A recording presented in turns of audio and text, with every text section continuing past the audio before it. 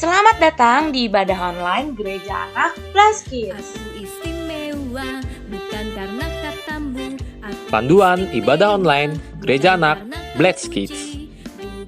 Yang pertama, ibadah online bukan hanya sekedar menonton, tetapi adik-adik juga beribadah di rumah masing-masing.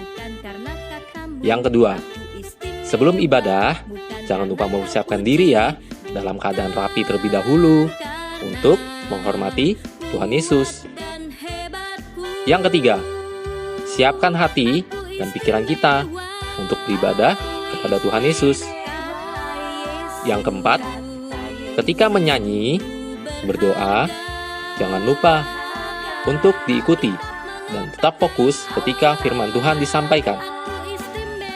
Yang kelima, kita percaya bahwa Tuhan juga hadir dalam ibadah kita. Jangan lupa dipimpin dan dibimbing oleh Papa dan Mama ya.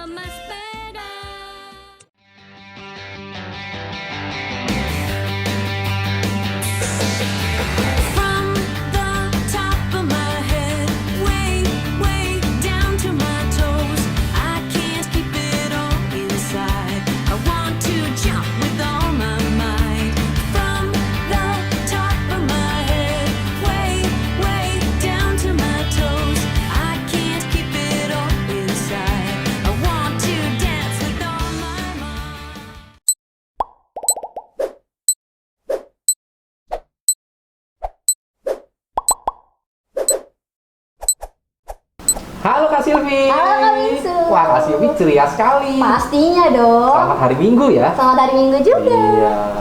Iya. Kak Silvi, gimana kuliah online-nya? Wah, tentunya baik Kak. Aku masih mengerjakan tugas-tugas dari kuliah. Kerjain tugas dari guru ya, dosen ya? Betul. Oh iya. Nah, coba kita tanya adik-adik yuk. Iya. Nah, adik-adik yang di rumah juga masih sekolah online kan? Nah, iya. Nah, adik-adik yang di rumah harus mencontoh Kak Silvi untuk rajin ikut sekolah dan ikut mengerjakan tugas yang diberikan oleh guru. Nah, tapi adik-adik tahu nggak, sama Kak Silvi tahu nggak? Ada loh guru di atas segala guru. Siapa Kak? Nah, adik-adik pasti tahu. Coba tanya, siapa adik-adik? Betul, Tuhan Yesus. Iya, kenapa Tuhan Yesus disebut guru? Karena dia memiliki 12 murid. Nah, waktu Tuhan Yesus hadir ke dunia, dia banyak mengajar banyak orang adik-adik tentang pemberitaan Injil kepada banyak orang. Nah, oleh sebab itu Yesus disebut guru.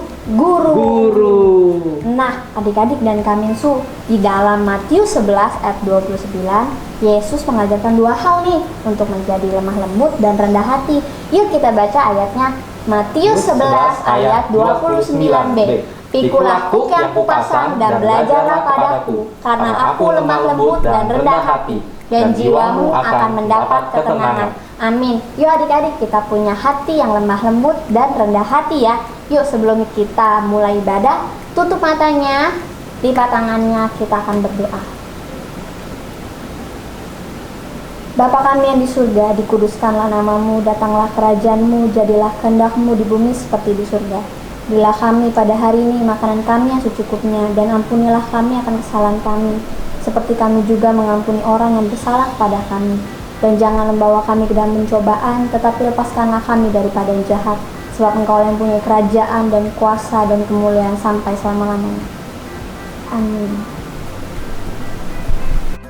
Sebelum mulai ibadah, Kak Minsu dan Kak Silvi mau lihat semangatnya adik-adik yang di rumah terlebih dahulu. Coba adik-adik semua bangkit berdiri. Kak Minsu mau tes yel-yel dulu ya. Black Kids Family, are you ready? Yes, we are ready. Satu hati, satu tujuan, menangkan jiwa. 2, Berdoa senantiasa, 3, menjadi sempurna seperti Kristus. Yes, yes, yes. Black Kids. Wow, keren. Beri tepuk tangan buat Tuhan Yesus. Kak Silvi, ngomong-ngomong Kak Silvi pernah tersesat gak sih? Pernah Kak, bahkan sering. Wah, kenapa tuh Kak Silvi bisa sampai tersesat? Gara-gara aku salah lihat Google Map-nya, jadi muter-muter deh. Oh gitu. Tapi kalau Kak Silvi berjalan dengan Tuhan Yesus, Kak Silvi nggak akan pernah tersesat. Nah, adik-adik yang di rumah, mau nggak jalan sama Tuhan Yesus? Mau ya? Mau ya? Kalau gitu kita ajak adik-adik yang di rumah untuk nyanyi yuk. Jalan Yuk, serta yuk. Yesus yuk. Yuk. Ayo semua adik-adik tuh. Tunggu kak. Kan Kenapa? jalan serta Yesus. Mau ke kanan atau ke kiri dulu nih? Ke kiri dulu aja kali ya. Oke, ke kiri dulu. Ikutin gerakan kakak-kakak ya. Jalan serta Yesus, jalan sertanya setiap hari. Jalan serta Yesus, serta Yesus selamanya.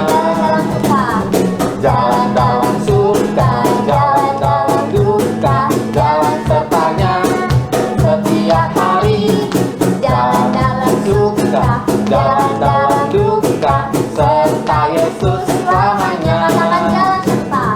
Jalan serta Yesus, jalan sertanya setiap hari. Jalan serta Yesus. Serta Yesus selamanya. Jalan dalam suka, jalan dalam duka, Jalan sertanya setiap hari. Jalan dalam suka, Jalan dalam duka, serta Yesus selamanya. Serta Yesus, serta Yesus selamanya. Serta Yesus selamanya. Haleluya, haleluya, haleluya, haleluya. Puji Tuhan. Haleluya, haleluya, haleluya, haleluya. Puji Tuhan. Tuhan. Puji Tuhan. Haleluya. Puji Tuhan. Haleluya. Puji Tuhan. Haleluya. Puji Tuhan. Puji Tuhan. Haleluya. Puji Tuhan. Haleluya. Puji Tuhan. Haleluya. Puji Tuhan. Beri kemuliaan Tuhan Yesus. Haleluya.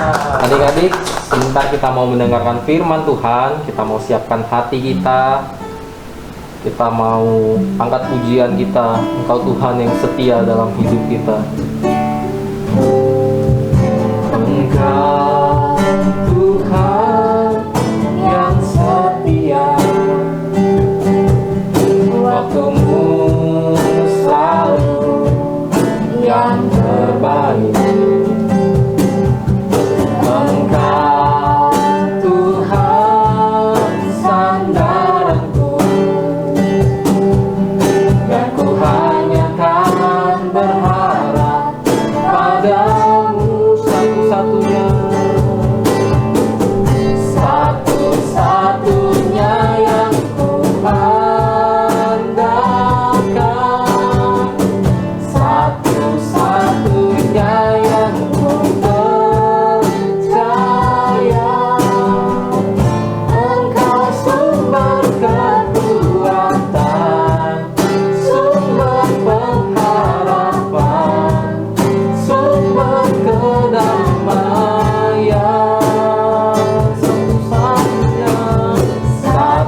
Satu-satunya yang ku andalkan, satu-satunya yang ku percaya. Engkau Tuhan memberkati, Tuhan penyembuhku, Tuhan pemulih. Adik-adik angkat tangannya, katakan satu-satunya, satu-satunya yang ku andalkan, satu-satunya yang ku percaya. Kau sumber kekuatan, sumber pengharapan, sumber kedamaian.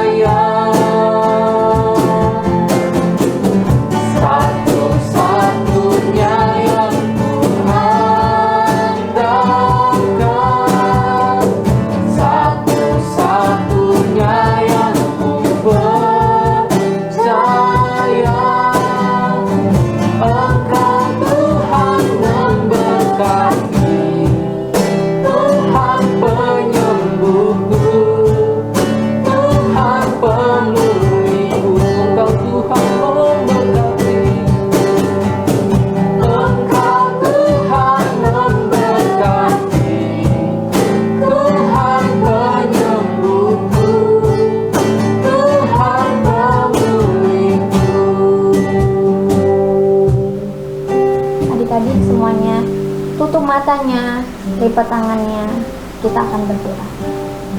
Tuhan Yesus yang baik, terima kasih Tuhan kalau kami sudah memuji dan membesarkan nama Tuhan. Kalau sebentar kami akan dengar firman-Mu, biarlah firman-Mu boleh tertanam, bertumbuh subur dalam hatinya kami, dan kami boleh menjadi pribadi yang tak tergoyahkan Tuhan. Terima kasih Tuhan Yesus, di dalam nama Tuhan Yesus kami siap dengar firman-Mu. Haleluya, amin. Shalom, selamat siang adik-adik yang luar biasa. Perkenalkan, nama kakak Kak Esaf Leo. Kalian bisa panggil Kak Esaf, Kak Leo, Om Esaf juga boleh lah. Kakak biasa pelayanan di komunitas youth. Kalau adik-adik punya cici atau koko yang usia 15 tahun ke atas, pasti sering ketemu kakak di ibadah youth. Nah, siang ini kakak mau berbagi sesuatu sama adik-adik. Adik-adik sudah siap menerima berkat firman Tuhan? Yuk, hari ini kita mau belajar firman Tuhan. Tema yang dikasih ke kakak adalah belajar kepada Yesus, lemah lembut dan rendah hati. Kita baca dulu ayatnya ya. Matius 11 ayat 29. Pikulah kuk yang kupasang dan belajarlah padaku, karena aku lemah lembut dan rendah hati, dan jiwamu akan mendapat ketenangan.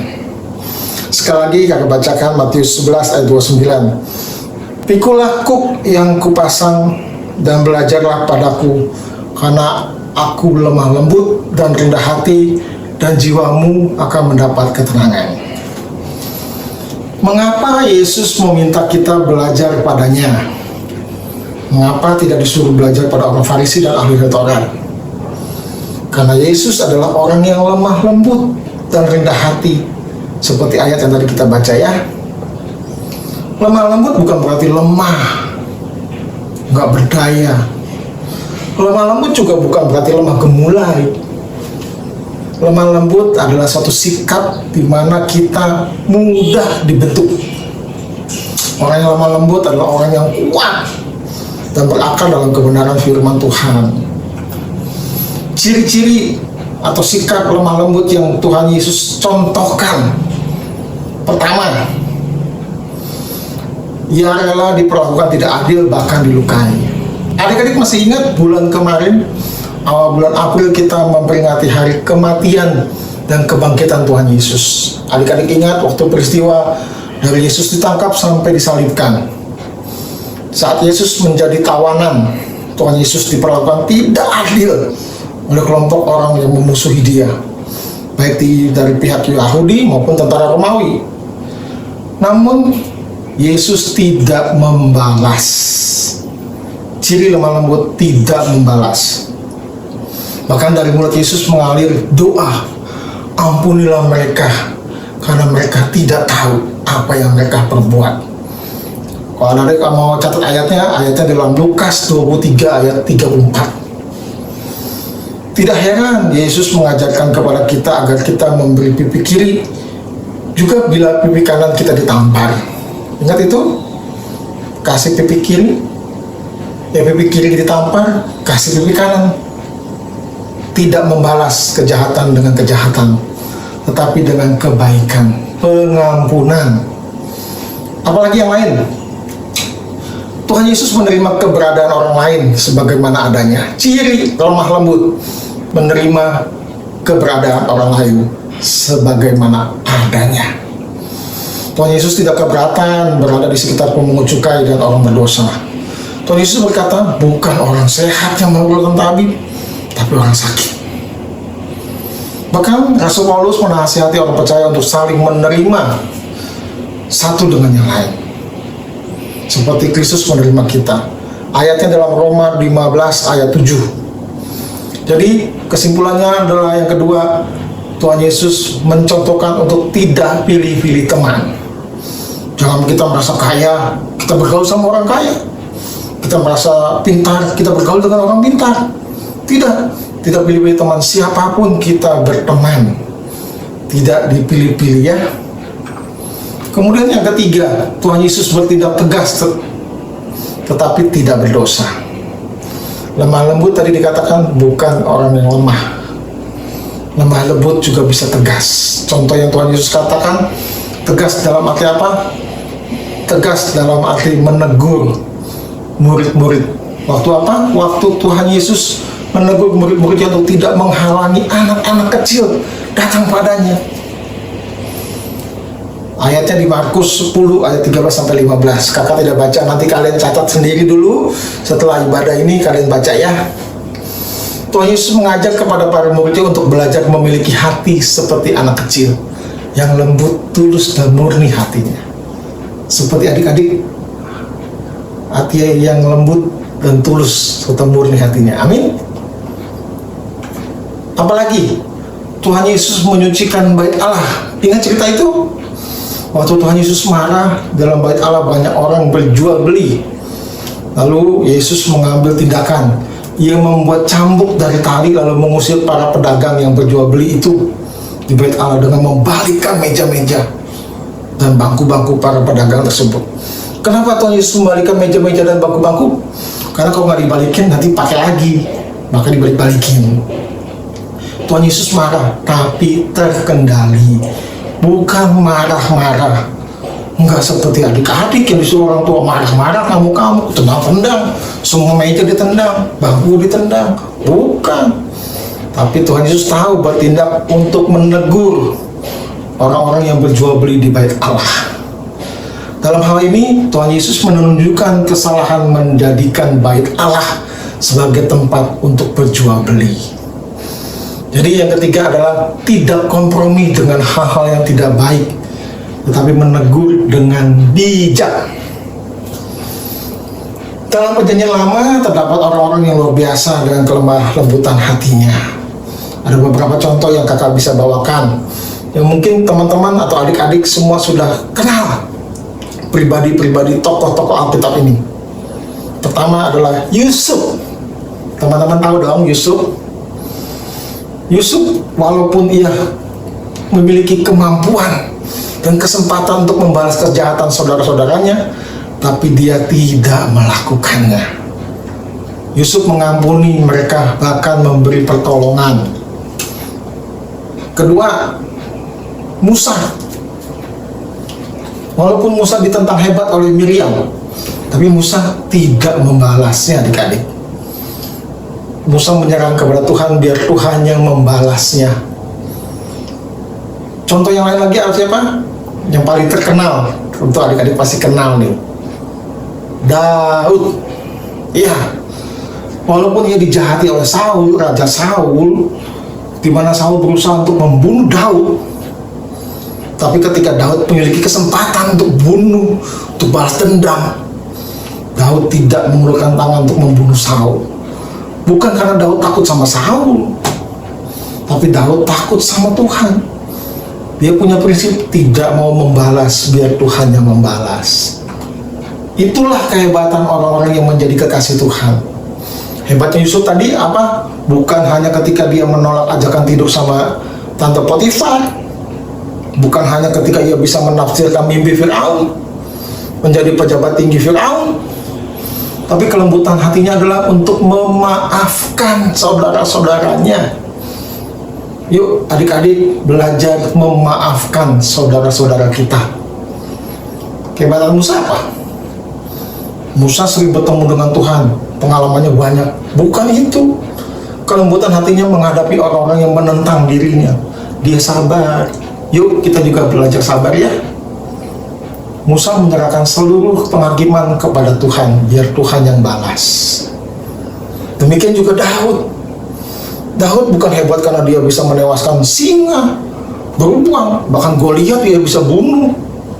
Tapi juga dia kelembutan hatinya adalah tidak membalas dendam kepada Saul.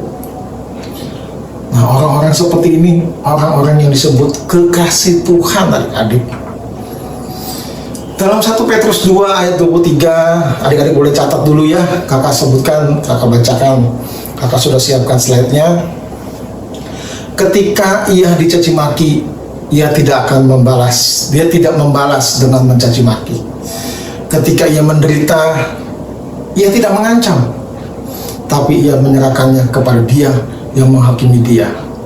Firman Tuhan mengatakan, mencaci maki jangan dibalas dengan caci maki. Selanjutnya dalam 1 Petrus 3 ayat 9, dan janganlah membalas kejahatan dengan kejahatan atau caci maki dengan caci maki, tapi sebaliknya hendaklah kamu memberkati, karena untuk itulah kamu dipanggil, yaitu untuk memperoleh berkat. Nah, adik-adik jelas kalau adik-adik ingin diberkati, adik-adik harus memaafkan, tidak boleh dendam, tidak boleh balas dendam, mendoakan. Sebagai orang percaya, kita harus belajar untuk mengenakan kelemah lembutan seperti yang Yesus kenakan.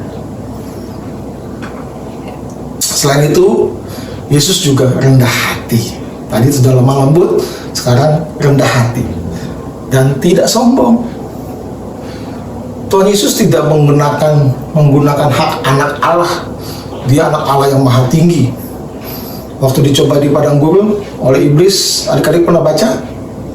40 hari 40 malam Tuhan Yesus dicobai. Kemudian iblis bilang, jatuhkanlah dirimu, nanti malaikat-malaikat akan menatangnya. Tuhan Yesus bisa minta Bapa untuk mengirim malaikat-malaikat menjaga dirinya, tapi dia tidak minta sepasukan malaikat untuk menolongnya. Dia tetap belajar taat kepada Tuhan. Dia juga tidak meminta sepasukan malaikat untuk menolong ketika dia ditangkap di Taman Getsemani. Ingat itu, waktu habis Tuhan Yesus berdoa di Taman Getsemani, ditangkap, Tuhan Yesus bisa minta Bapa di surga kirim malaikat, bisa, tapi Tuhan Yesus tidak melakukan. Kenapa? Karena dia rendah hati. Yuk kita belajar seperti Tuhan Yesus. Kenapa kita belajar sama Tuhan Yesus? Karena Tuhan Yesus sudah membuktikan dia tetap rendah hati dan taat sampai mati di kayu salib. Makanya dia menjadi pribadi yang patut dicontoh, diteladani. Orang yang rendah hati selalu menghormati orang lain. Mereka tidak sombong, dan mereka tidak berharap diperlakukan istimewa. Orang yang rendah hati benar-benar peduli kepada orang lain dan mau belajar dari mereka. Ada yang merasa, mungkin adik-adik juga merasa ya, kalau punya sifat rendah hati itu suatu kelemahan, nanti bakal dibully sama orang. Ternyata tidak, teman-teman. Adik-adik, kakak biasa sebut teman-teman di youth, kali ini harus dengan adik-adik ya, anak-anak. Sebenarnya sifat rendah hati itu membantu seseorang untuk menyadari kesalahan dan mengakui kekurangannya. Jadi sifat rendah hati itu bukan kelemahan, kekuatan. Ya, sekali lagi kakak katakan, sifat rendah hati itu bukan kelemahan, tetapi kekuatan. Apalagi ciri-ciri yang lain rendah hati? Pertama, bisa takut akan Tuhan, percaya kepada Tuhan. Nah, yang kedua, taat kepada Tuhan dan melakukan perintah dan ajarannya. Menghindari menjadi orang yang suka bermegah, congkak, tidak menyombongkan diri, menghargai kelebihan orang lain. Ada orang lain lebih pintar, nggak usah iri, nggak usah takut. Kita belajar sama mereka, nggak salah, baik, itu namanya rendah hati. Menyadari kelemahan. Oh iya, saya ada kelemahan di matematika. Ya akuin, nggak apa-apa. Kita belajar matematikanya supaya kita pintar. Jangan malu. Kemudian menghargai talenta. Nah, ini yang paling penting adik-adik. Menghargai talenta yang Tuhan berikan kepada kita untuk dipakai menolong orang lain. Jadi punya talenta jangan disimpan, tapi dikembangkan untuk menolong orang lain. Kalau adik-adik pintar, bantu teman-teman yang kurang pintar. Mungkin dalam matematika atau bahasa Inggris, teman-teman, adik-adik itu menguasai, kasih tahu ke yang lain. Tapi bukan di saat ujian, ya. Di saat lagi belajar hari-hari biasa, dibantu. Nah, yang terakhir, ciri-ciri yang bisa kakak berikan tentang kerendahan hati adalah bersedia menolong orang lain dengan tulus dan tanpa pamrih. Jangan dikit-dikit ini, dikit-dikit ini. Atau artinya apa?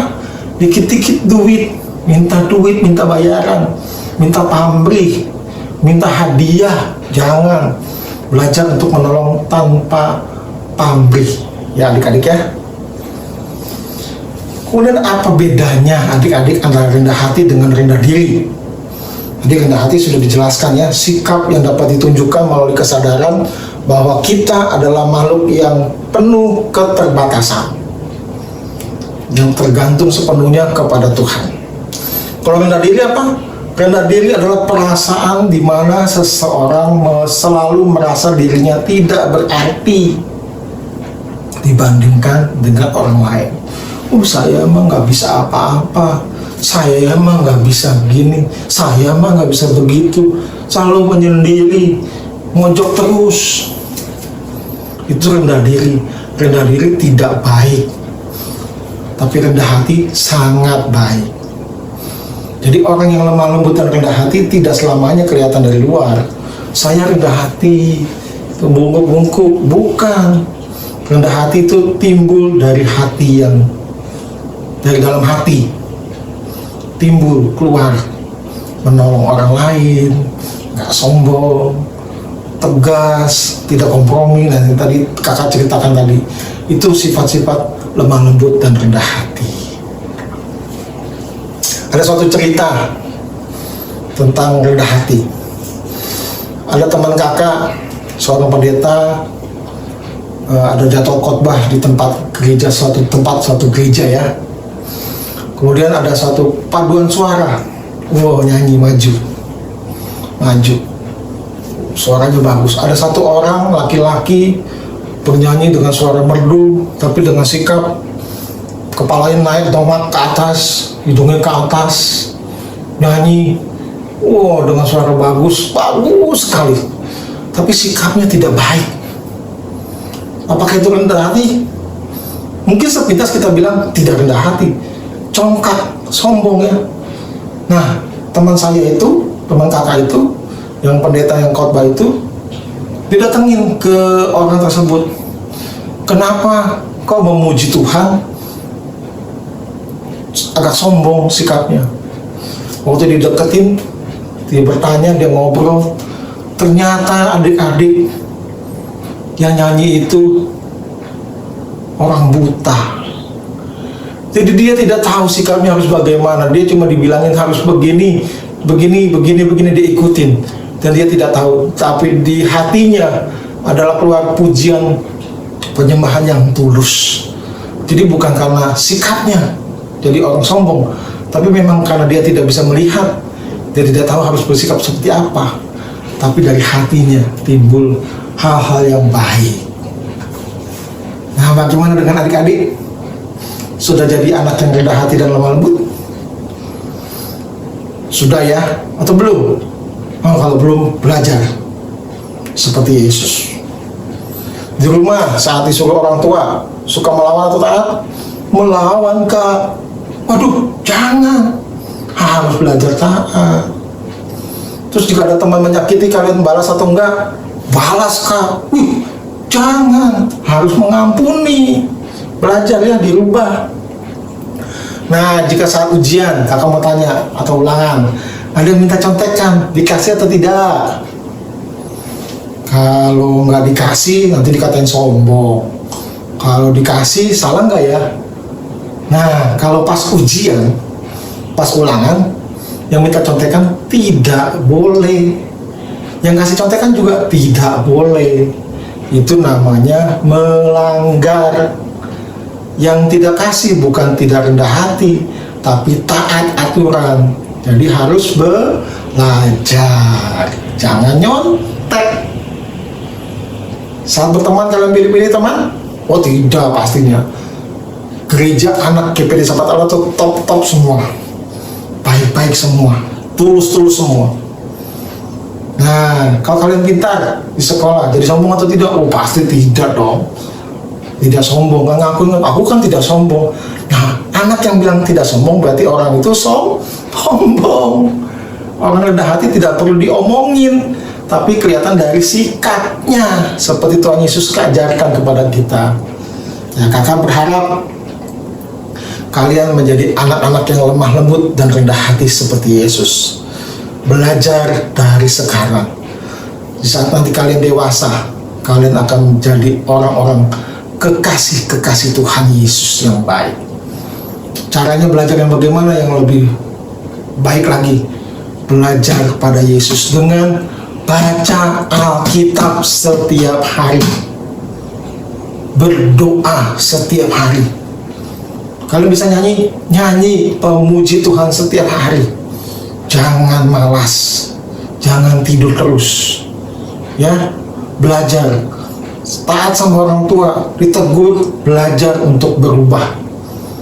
Dari masih kecil belajar, nanti sudah dewasa kalian akan terbentuk dengan sikap yang rendah hati dan lemah lembut. Itu yang kakak bisa sampaikan pada siang hari ini. Kakak berdoa adik-adik menjadi anak-anak yang rendah hati dan lemah lembut, supaya kemudian hari bisa kalian dewasa, mungkin 5 tahun ke depan, kalian tetap menjadi anak-anak yang lemah lembut dan rendah hati. Tuhan Yesus memberkati kalian. God bless. Terima kasih atas pelayanan Om Esaf Leo. Tuhan Yesus memberkati. Ayat emas minggu ini adalah Matius 11 ayat 29. Pikulah kuk yang kupasang dan belajarlah padaku, karena aku lemah lembut dan rendah hati, dan jiwamu akan mendapat ketenangan.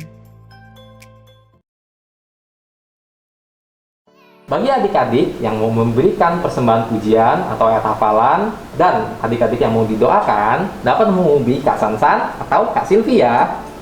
Nah, adik-adik, ibadah gereja anak Blessed Kids minggu depan, tanggal 9 Mei, masih dilakukan melalui YouTube Blessed Kids. Nah, akan kita mulai tetap jamnya seperti biasa, jam 11 siang. Untuk doa dan puasa untuk Blessed Kids, itu kita mulai dari hari Rabu malam, jam 10 malam, sampai besoknya ya, Kamis jam 3 sore. Nah adik-adik jangan lupa untuk menjaga kesehatan, cuci tangan, jaga jarak, pakai masker, makan makanan yang sehat. Nah jangan lupa juga nih untuk rajin belajar, rajin berdoa, rajin membaca Alkitab. Biar kita percaya Tuhan akan memulihkan keadaan kita saat ini. Nah, bagi adik-adik yang mau memberikan korban persembahan, dapat mengirimkan di bawah ini ya, nomor di bawah ini ya. Nah, mari kita tetap memiliki sikap yang rendah hati, jangan sombong ya adik-adik. Nah, karena Tuhan tidak suka dengan anak yang sombong. Hidup dengan penuh rendah hati dan menyenangkan hati Tuhan. Yuk, ibadah kita sudah selesai, kita tutup, kita akan menerima berkat dari Tuhan. Selamat siang adik-adik, kita telah mendengarkan firman Tuhan. Sekarang tiba saatnya kita akan berdoa. Allah Bapa kami dalam surga, terima kasih Bapa atas kebaikan-Mu. Kau telah memimpin adik-adik mendengarkan firman-Mu. Bapa, terima kasih Bapa. Biarlah firman-Mu dapat tertanam dalam kehidupan adik-adik. Biarlah adik-adik ini dapat mempunyai iman yang teguh, tak tergoyahkan oleh apapun juga. Bapa, Engkau juga memberkati orang tua mereka, dalam kesehatan mereka Engkau berkati, dalam persekolahan mereka Engkau berkati. Bapa kami dalam surga, terima kasih Bapa atas berkat-Mu yang Kau curahkan buat adik-adik. Adik-adik terimalah berkat dari Allah Bapa, Allah Anak, Allah Roh Kudus, yaitu Tuhan Yesus Kristus, mulai hari ini sampai selama-lamanya. Terpujilah nama-Mu Bapa atas berkat-Mu, Kau juru selamat kami yang hidup. Haleluya, amin. Sekian ibadah hari ini. Sampai ketemu minggu depan. Tuhan Yesus memberkati.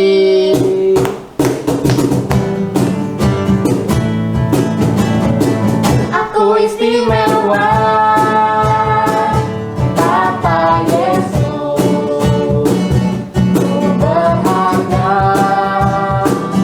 Alkitab mengatakan. Aku istimewa,